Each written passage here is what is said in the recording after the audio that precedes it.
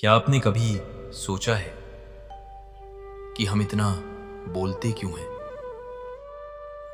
हर दिन, हर पल हमारे आसपास शोर ही शोर है। पर क्या इस शोर में हमने कभी खुद की आवाज सुनी है? आज की ये कहानी सिर्फ शब्दों की नहीं है, ये उस मौन की है जो भीतर बोलता है। अगर आपने कभी महसूस किया है कि कुछ कहे बिना भी बहुत कुछ कहा जा सकता है, तो ये वीडियो सिर्फ आपके लिए है। नीचे कमेंट करके जरूर बताइएगा, क्या आप भी कभी बिना बोले बहुत कुछ सह गए हैं? हम लगातार किसी ना किसी तरह के शोर से घिरे हुए रहते हैं। ये हमारे शारीरिक और मानसिक स्वास्थ्य पर बोझ डाल सकता है। ऐसे में कुछ वक्त बिल्कुल चुप रहकर खुद के साथ बिताएं। यह आपके स्वास्थ्य के लिए फायदेमंद है। क्या हम हर समय शोर शराबे के बीच नहीं रहते? लगातार लोगों की बकबक, बाहर गाड़ियों का शोर, तेज म्यूजिक की आवाज, ये सब हमारे तनाव का कारण है और हमारी नींद को बाधित करते हैं। मगर क्या हम कुछ देर के लिए इन सबसे दूर नहीं रह सकते?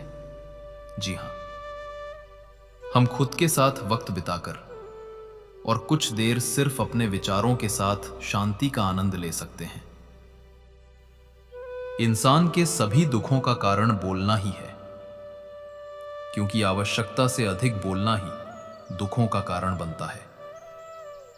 इसलिए कम बोले, सटीक बोले, मधुर बोले और सबसे जरूरी, जितनी आवश्यकता हो उतना ही बोले।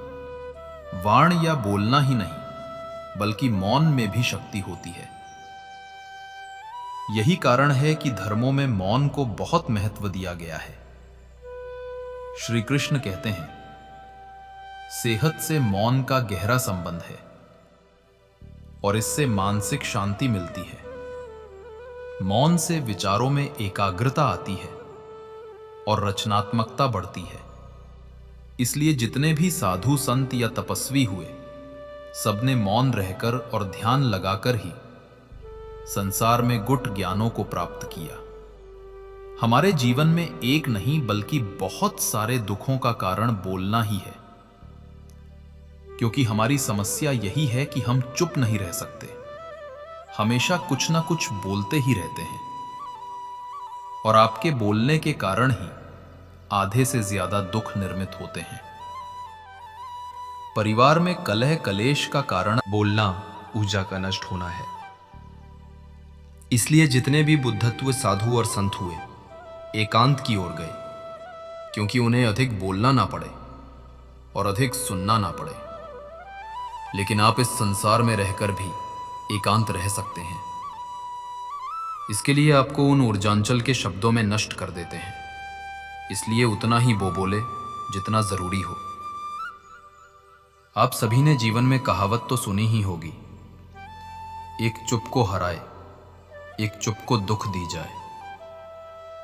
इसलिए हम कई बार चुप रहते हैं, मौन रह जाते हैं, क्योंकि ये सच भी है कि एक मूर्ख व्यक्ति के सामने मौन रहने से अच्छा उत्तर और कुछ भी नहीं हो सकता। परंतु जीवन में सदैव चुप रहना उचित नहीं होता। गीता में कहा गया है, जहां पाप का बल बढ़ रहा हो, जहां छल कपट हो रहा हो, वहां पर मौन रहने से अधिक गंभीर अपराध और कुछ नहीं हो सकता। कभी कभी हम सबके जीवन में एक समस्या अवश्य होती है। हम किसी ताकतवर के समक्ष मौन हो जाते हैं। ऐसा क्यों? प्रायः उसकी ताकत से बचने के लिए हम मौन रह जाते हैं। मानते हैं कि ऐसा करने से हम एक विवाद से बच जाते हैं, हो सकता है एक संघर्ष से भी बच जाते। परंतु ऐसा बचाव देर सवेर एक बड़े संघर्ष को जन्म दे देता है। हमारा मौन रहना अनजाने में उस व्यक्ति का समर्थन बन जाता है और वो अपने आप को और अधिक शक्तिशाली अनुभव करने लगता है। यहीं से हमारा दमन प्रारंभ हो जाता है। एक के बाद एक हम अन्याय में अनचाहे रूप से सम्मिलित होते चले जाते हैं, जो आगे चलकर बड़े टकराव का कारण बनता है। तो फिर आप लोग कहेंगे कि इसका तोड़ क्या है? यह समझने के लिए जानना आवश्यक है कि ऐसी कौन सी बात है जो विरोध करने से रोकती है। यह सामने वाले की शक्ति तो नहीं हो सकती, यह तो हमारा खुद का डर होता है जो हमें मौन रहने को विवश करता है। क्या हमारे मन से डर को निकालकर अन्याय का विरोध नहीं कर सकते? आखिर वो हमारा क्या और कितना बिगाड़ सकता है? जरा सोचिए। ऐसा करने से हमारा मन कितना मुक्त, कितना हल्का अनुभव करेगा। इतिहास साक्षी है कि पापियों की उदंड ने संसार को उतनी हानि नहीं पहुंचाई जितनी कि सज्जनों के मौन ने पहुंचाई। यदि कोई मूर्ख बोल रहा है तो मौन रहना उचित है, परंतु यदि हो जाएगा। एक समय की बात है, एक गांव में एक सफल व्यापारी रहता था। उसके पास एक अच्छी बड़ी दुकान थी और आमदनी भी इतनी थी कि गांव में सबसे ज्यादा अमीर वही था। हर आदमी उससे अच्छे से बात करता और वो लोगों की बहुत मदद भी करता था।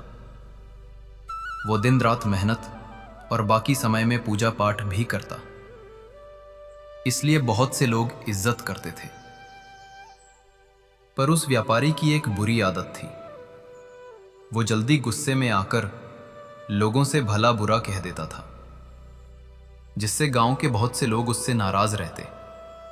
और जब वो नाराज लोगों को मनाने जाता तो वो लोग नहीं मानते तो उसको और गुस्सा आ जाता। वो उसको और बुरा भला कह देता। फिर बाद में व्यापारी को बहुत बुरा लगता। एक बार गांव में एक बहुत ही ज्ञानी संत आए। कुछ ही दिनों में दूर दूर तक उनके ज्ञान के चर्चे होने लगे। ये बात व्यापारी तक पहुंची। वो दौड़कर संत से मिलने पहुंचा।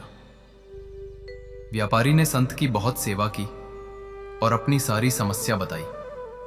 संत ने व्यापारी से कहा, तुम बहुत सारे कागज के टुकड़े लो और पूरे गांव में फेंक, फिर मेरे पास आना। व्यापार बिना सोचे समझे दिन भर कागज के छोटे छोटे टुकड़े पूरे गांव में फैला देता है और फिर संत के पास पहुंच जाता है। संत उस व्यापारी से कहते हैं, तुम्हारी समस्या का समाधान मिल गया, बस तुमको एक काम करना है। तुम जाकर उन सभी कागज के टुकड़ों को इकट्ठा करके यहां ले आओ। अपनी समस्या का समाधान पाकर व्यापारी बिना कुछ सोचे समझे उन कागज के टुकड़ों को इकट्ठा करने पहुंच जाता है। बहुत देर कोशिश करने के बाद व्यापारी को यह समझ आता है कि यह काम करना तो नामुमकिन है। दौड़कर संत के पास जाता है और कहता है, आपने जो काम दिया है वो असंभव है, मैं चाहकर भी पूरा नहीं कर सकता।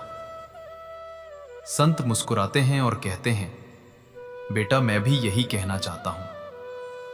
किसी को कहे अपशब्द वापस नहीं आ सकते, इसलिए हमेशा सोच समझकर बोलना चाहिए। आज के बाद तुम ये बात अपने मन में अच्छे से बिठा लो, चाहे कुछ भी हो जाए, तुमको किसी को अपशब्द नहीं बोलना। संत से प्राप्त इस ज्ञान से व्यापारी की आंखें खुल जाती है। वो दोबारा कभी किसी को गुस्से में कुछ बोलने वाला रहता है तो उसको कागज के टुकड़ों का उदाहरण याद आ जाता है।